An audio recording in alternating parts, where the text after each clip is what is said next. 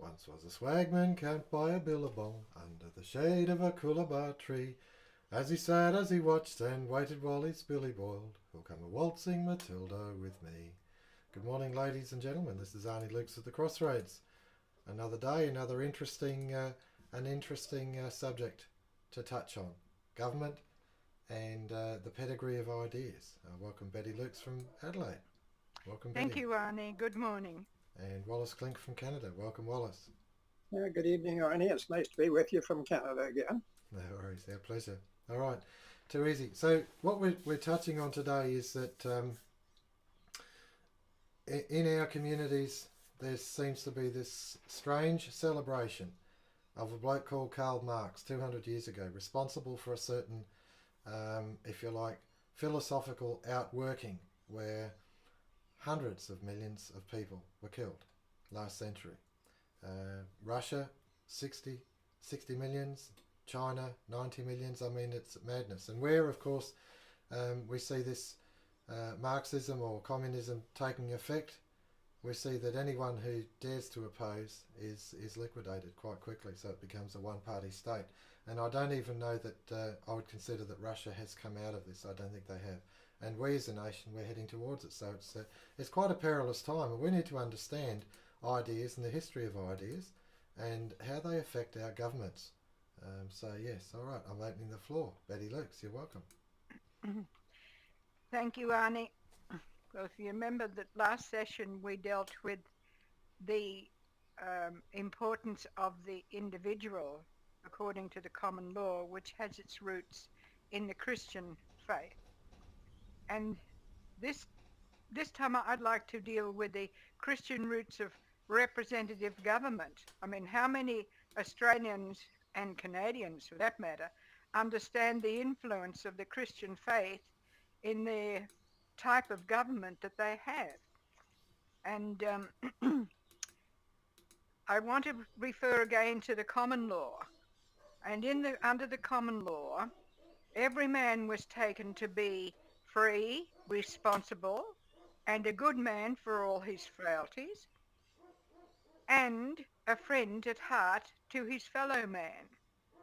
And the common law conception of the legal responsibility of every man for his own acts springs from the conviction of the moral and intellectual autonomy of that person.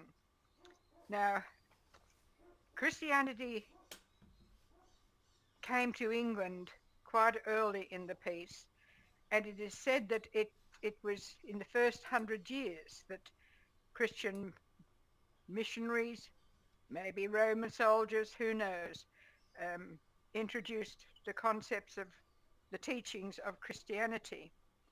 And by 673 AD, the Synod of Hertford was convened by the Archbishop of Canterbury. Now, the Archbishop, a former Greek monk by the name of Theodore, went on to create a unified church, which in time became a national church. And that was in England, of course. And I will point out, a unified church is not the same thing as a state-controlled church, as is the case, happened under Henry VIII. Now, the unified church became a model for the warring tribes, the hostile and disconnected kingdoms of England, to study as an example of a unified nation. And the unified nation was painfully worked out over the years.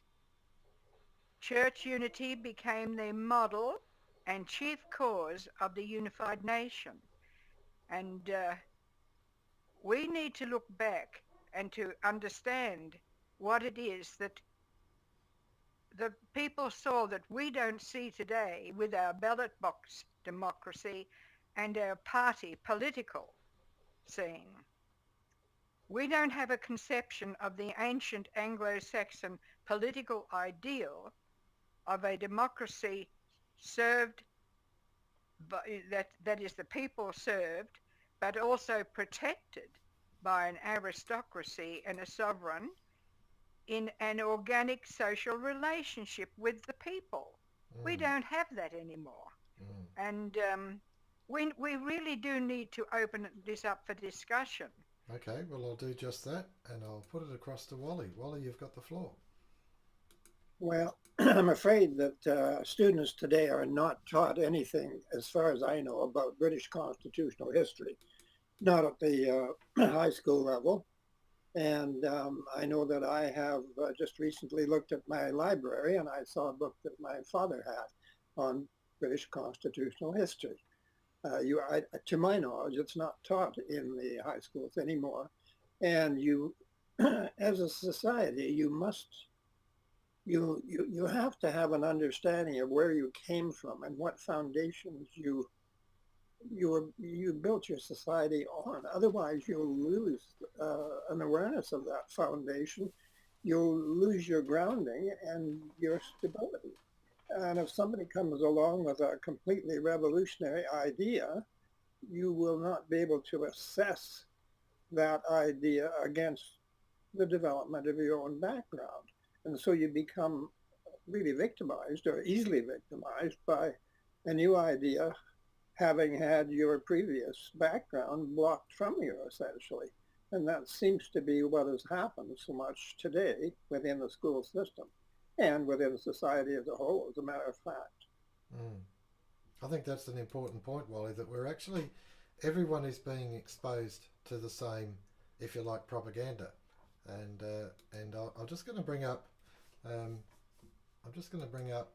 some what I see is understanding of the history of Marx and his doctrine. Now, the Communist Manifesto, as written by Marx, 1948, has 10 steps to communise the nation, and those 10 steps are readily available on the internet. You can go and have a look at them. But the thing is that how many of us are aware that that those 10 steps are actually practiced within political parties?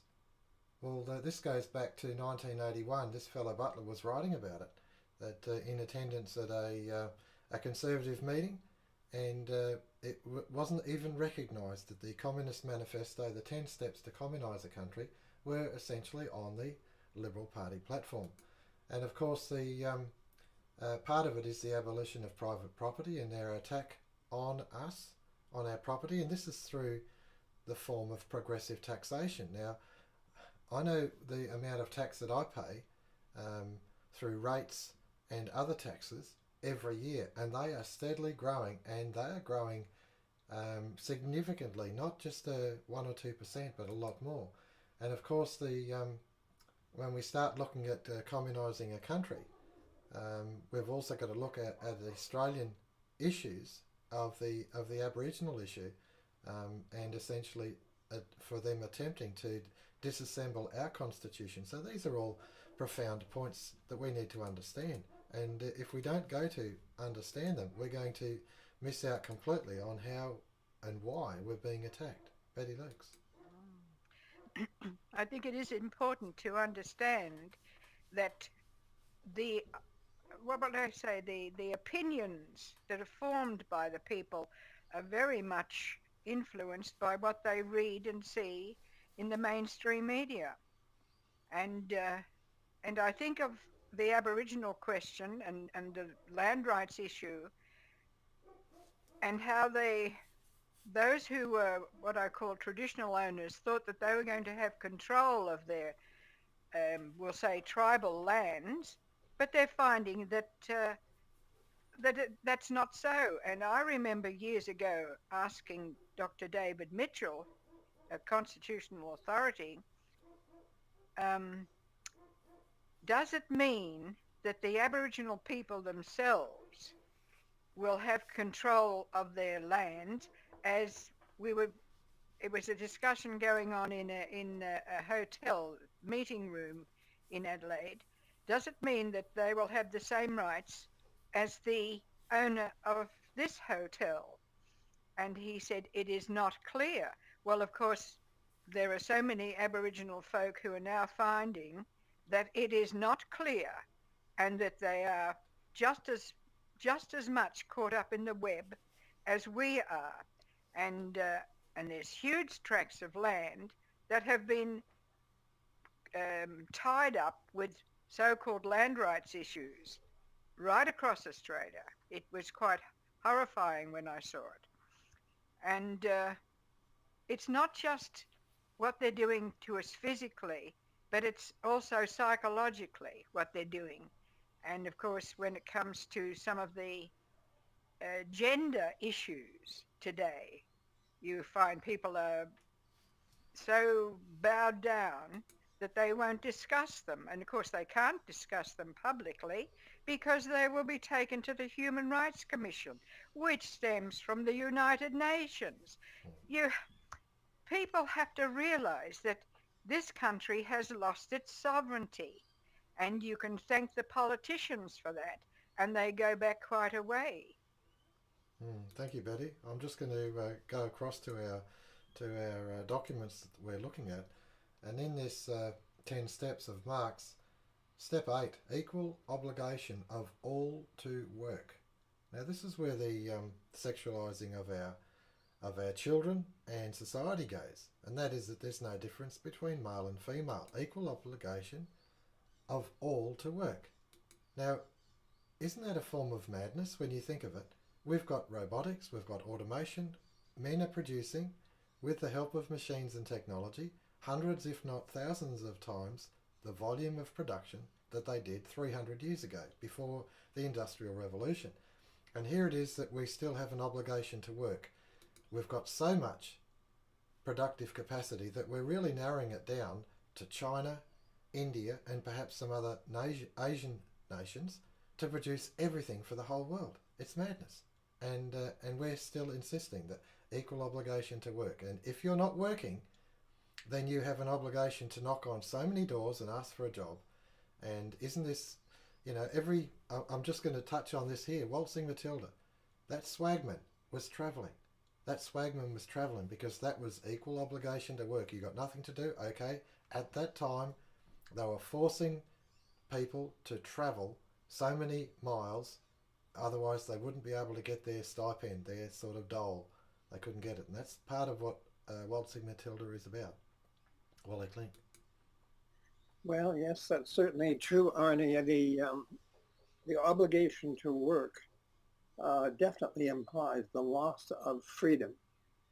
If you have the means, as you say, of wealth that goes far beyond that which is produced by labor, then obviously if you are not given an opportunity to enjoy that wealth, you will be forced to work for your living. And of course, that is what the manifesto states.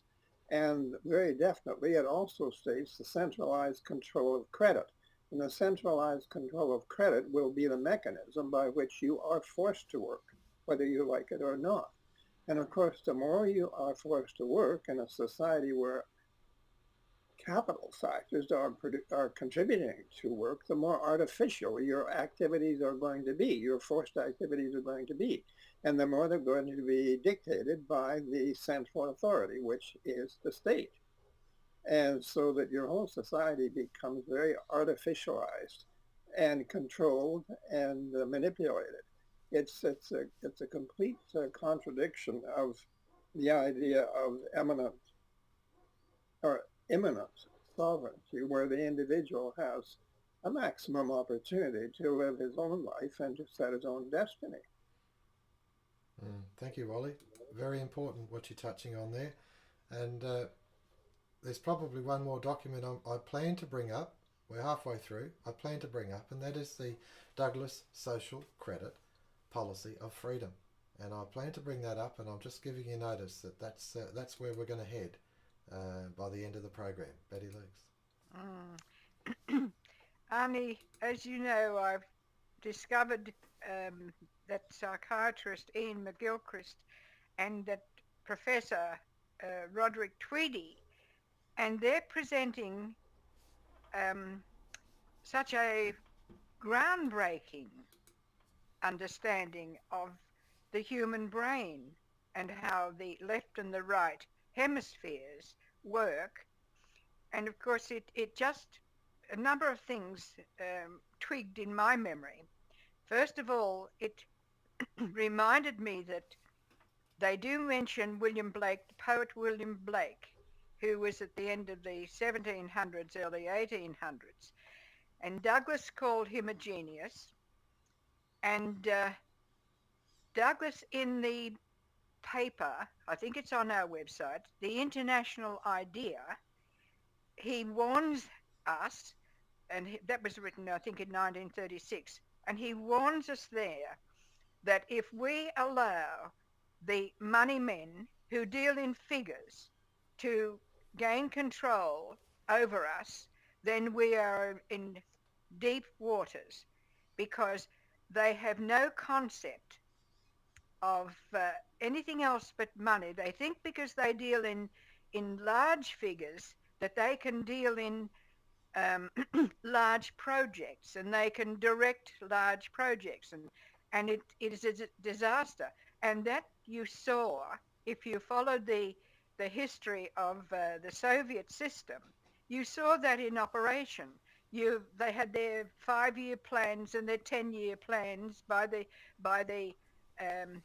hierarchy of the party, and it ended up that Russia couldn't exist. It just collapsed. It finally collapsed.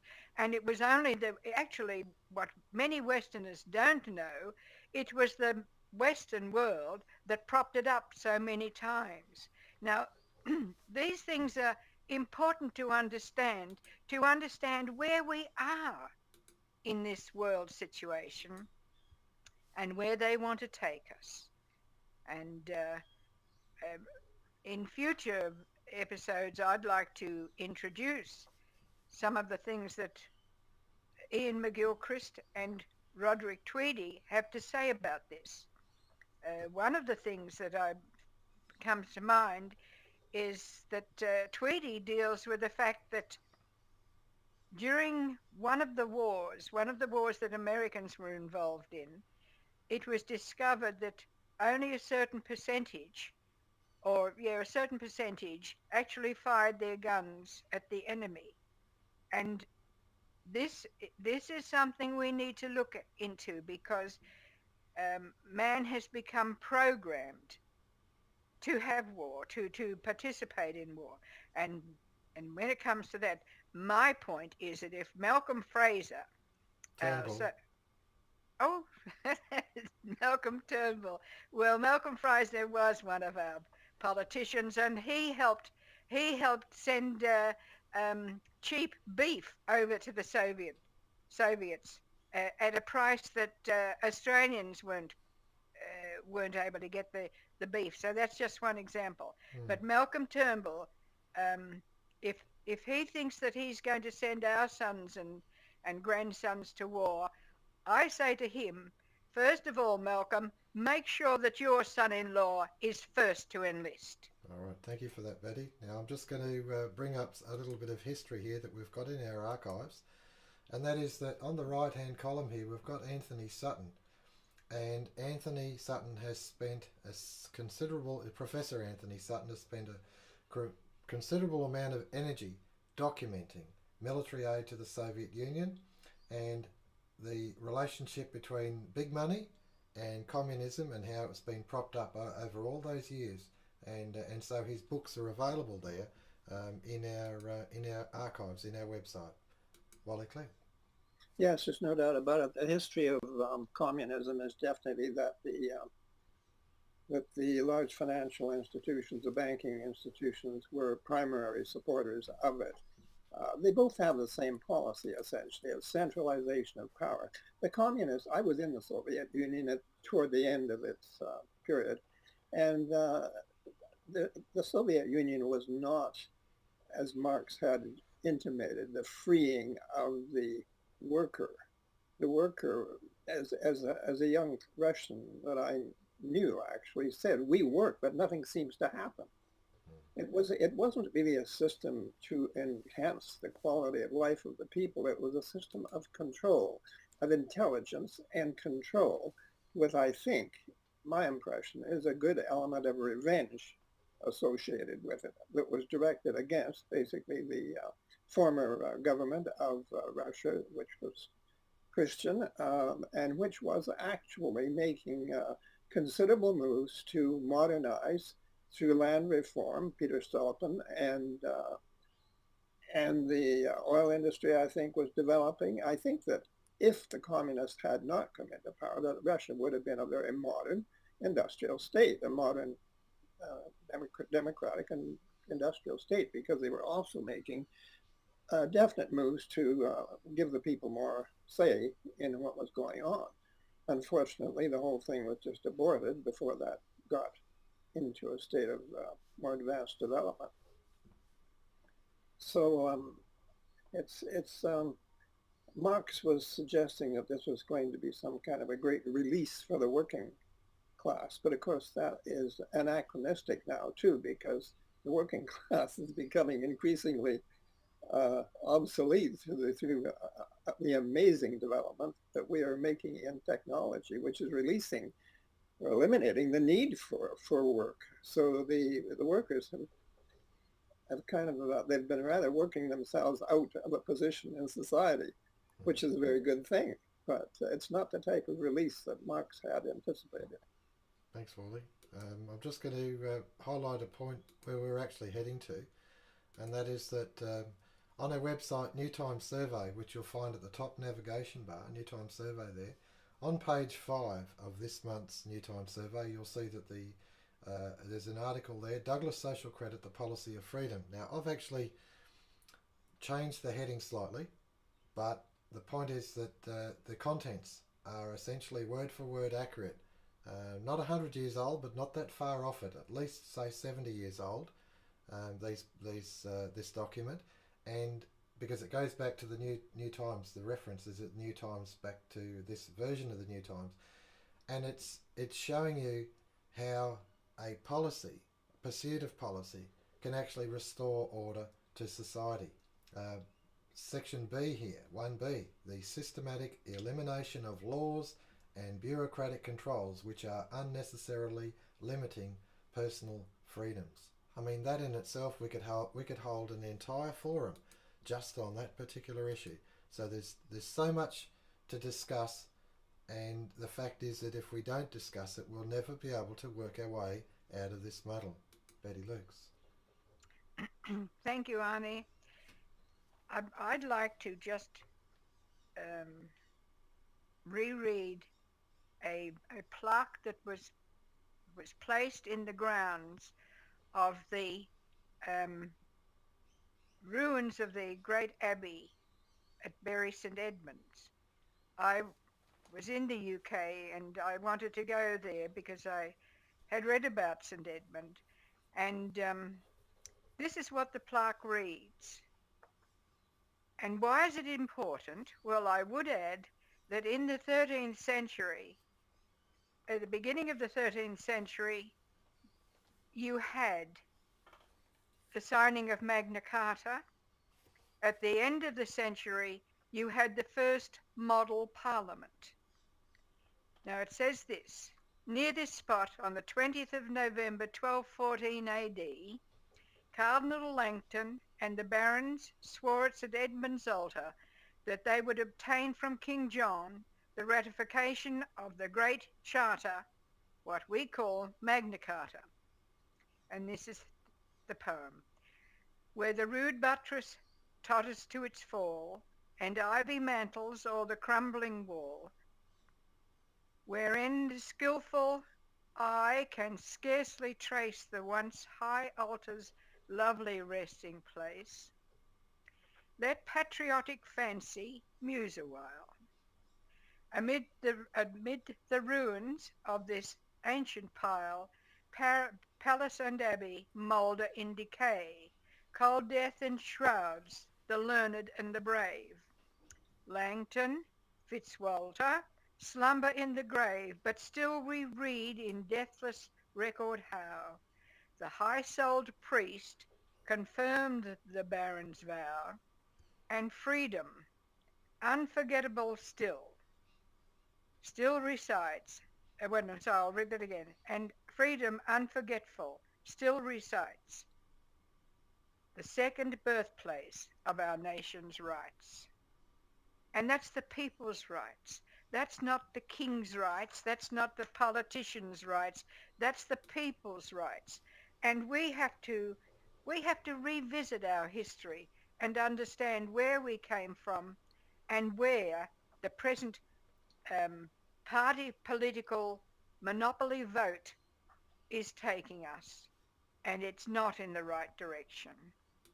Thank you for that, Betty. That's beautifully put, and it's certainly it's humbling when you realise that the barons and the is it the cardinal swore, this is it. We're going to go for this. Why? Because it's more important than us as individuals, and yet what it does, it implants the rights of individuals over government, over the king, and that to me is a very important, profound understanding of what we're on about here.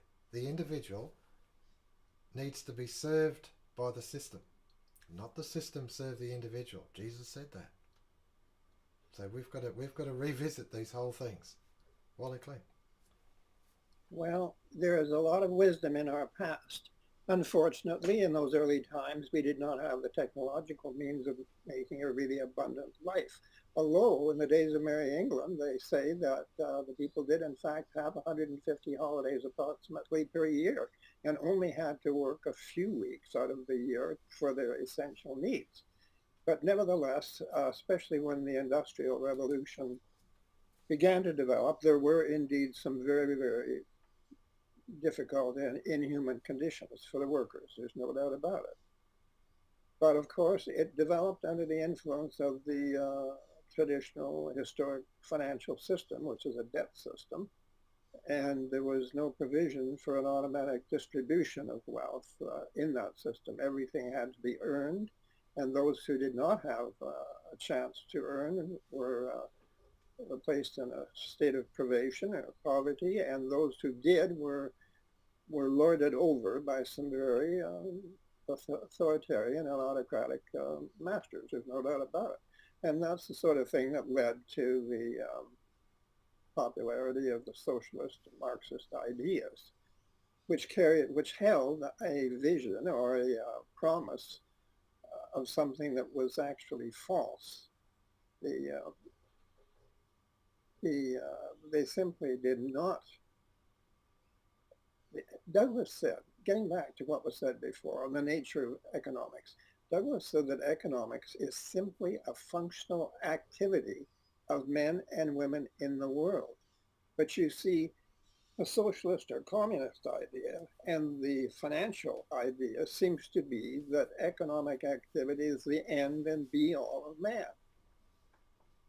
In other words, it's a very materialistic concept, and it's a concept that leads to the direction of man under authority to produce. But you know, production is, we have certain needs, and once they're fulfilled, our basic organic needs are filled, then surely we have much greater spiritual needs. We need to develop our minds, our philosophy, our souls, and that is what we should be released by abundance into a state where we can consider these things and develop with them and grow. So our materialistic society has led to, I think you were mentioning that wars and that sort of thing. Well, of course, naturally, if all nations are fighting for markets to try and survive, they're going to be in conflict with each other, and we're going to be at war with each other constantly. It's inevitable under the present financial system, which starves every nation of adequate purchasing power to acquire its own production. So then we have to try and struggle to capture credits from other nations through an excess of exports, which is just a perfect blueprint for conflict and ultimately war. Thank you, Wally. That's exactly right. And I'm just going to touch on a couple of points here that we've just covered, and that is in the on the policy of freedom, Douglas Social Credit. It refers to point C, drastic and progressive reduction of debt and taxation. Drastic and progressive reduction of debt and taxation. Which political party is interested in that? Not one. And then freeing of the economy by appropriate adjustments of the monetary system to correct its inherent defects, to be carried out under the administration of an independent monetary authority responsible to Parliament. So there is a way out. It's been stated, and it's been stated many, many years ago. But we've got to understand where we've come from, why we're heading in this direction, and how to work our way out of it. So we're up the 30-minute mark, so I'll just do one last lap and I'll ask for closing comments. Betty Lukes. Well, Arnie, it was mentioned about the spirit, and I'm reminded of what Jeffrey Dobbs had to say about the spirit, and I thought it was so important. We're not talking about some spiritual pie in the sky. He said that when he thought of the spirit, he saw it as the intent, the purpose. And you could say the intent, the purpose of the Sabbath was made for man and not man for the Sabbath. If we're going to look what Jesus had to say, we look at love thy neighbour. That's the intent, the purpose of the spirit.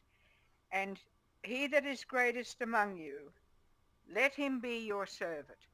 That's the intent, the purpose of the Christian philosophy, the genuine Christian philosophy, not that which has been influenced by Marx or capitalism. That's how I see it. Thank you, Betty. And closing comments, Wally Klinck. Yes, I think, Arnie, the way out, which you referred to as the way out, I think is to ensure that individuals, as individuals in association, are free to choose actions which actually develop associations which lead to results which are really satisfying and beneficial to the individual. And currently and in the past, we have been suppressed by the existing financial system, which issues credit for production and for consumption on its terms, and by the alternative idea of centralized administration of society. In one case, you have financial administration. In the other case, you have centralized administration. Neither of them is a recipe for the emancipation of the individual. And I think that we have to devise institutions which allow the individuals in society to successfully associate, free from this external domination and tyranny. Thank you, Wally. That's an excellent summary.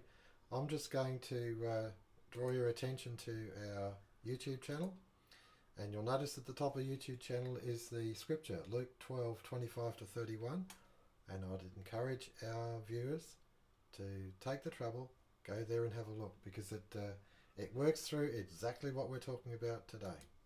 And with that, we'll close this forum. Thank you very much for joining us.